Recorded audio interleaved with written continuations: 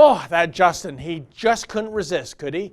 He just couldn't let an opportunity slide by in which he wouldn't enact that whiz-bang carbon tax sales pitch of his, even though this flim-flammery is despised by most Canadians. But the question arises, why did he have to do his virtue signaling spiel at an automotive plant that makes sport utility vehicles?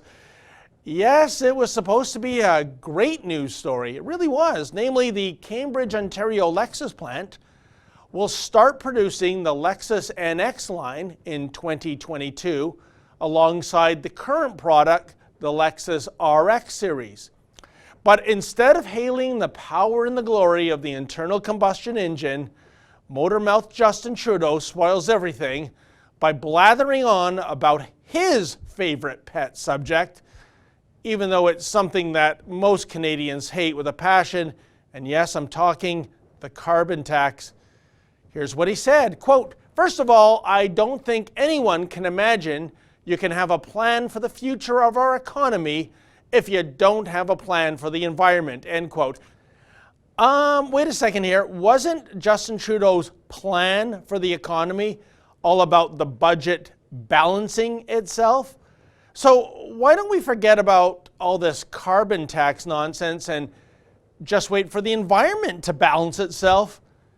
But he continues, quote, "We are getting an all too real reminder this weekend that climate change is real and it has real impacts with extreme weather events that are costing in the millions and indeed billions that are costing governments and therefore Canadians to clean up," end quote.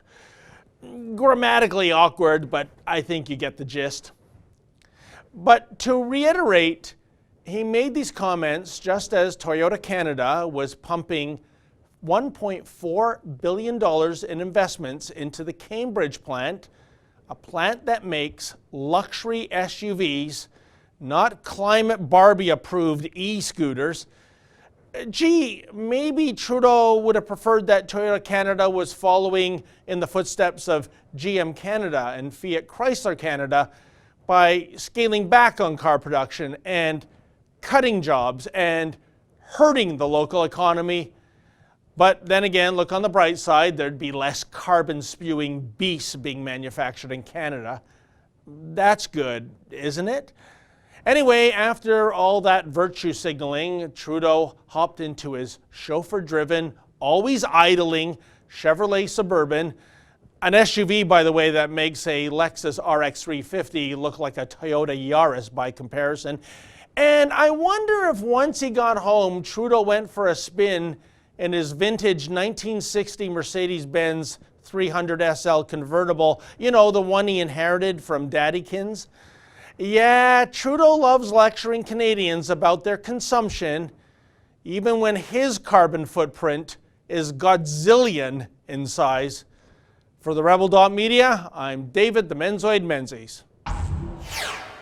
Hey folks, the Rebel has a new app. Please download that app and take the Rebel with you wherever you travel.